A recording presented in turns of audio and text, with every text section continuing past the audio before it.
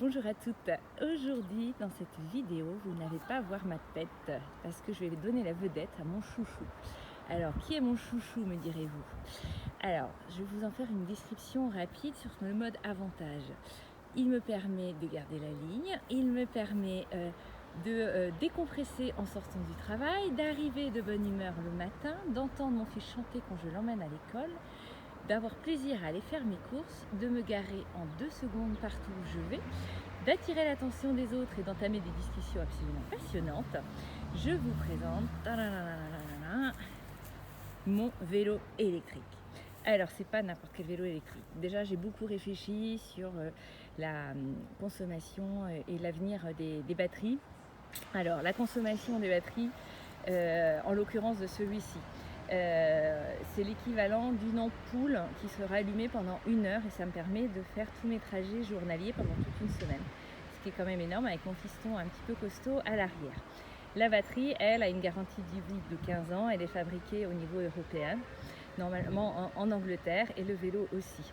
Je l'ai acheté chez un ancien coureur cycliste représentant de cette marque. C'est pas une pub pour cette marque en particulier, mais ça a été l'objet d'un cheminement et d'un choix bien particulier. Ce que j'aime dans ce vélo, c'est déjà le siège un petit peu design pour emmener mon loulou, qui ne fait pas aussi lourd que d'autres, et puis surtout je l'ai accessoirisé. Donc vous voyez mon casque que j'adore dans la version chic et ZD. J'ai pris un casque de qualité fabriqué là aussi en Europe et qui me permet d'être vu et de montrer le côté chic que l'on peut avoir en faisant du vélo. Donc moi c'est un look que j'adore, le côté un peu rétro, le côté scooter que j'ai toujours rêvé d'avoir et que je n'aurai, je pense, jamais. Le petit sac à main en bandoulière qui permet de ne pas être gêné quand on pédale et de tout avoir à proximité. Un minimum de choses dedans, ça me convient très bien. Et puis des sacoches, donc là j'ai joué le côté girly à fond, et l'intérêt de ces sacoches, c'est qu'elles sont détachables. Donc en fait, d'un simple mouvement, hop, je les enlève, je vais faire mes courses et je les remets en 2 secondes. Ce qui me permet de ne pas acheter plus que ce que je peux porter. Donc ce vélo, j'ai fait déjà au moins 350 km, ça représente beaucoup de trajets de 2-3 km, voire 5 km, je ne fais pas des longs trajets, mais imaginez le nombre de trajets en voiture que j'ai évité grâce à ça. Et encore une fois, du bonheur, du bonheur, du bonheur.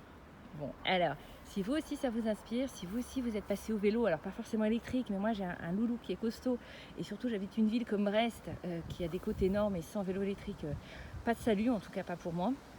Vu le quartier où j'habite, c'est juste pas possible.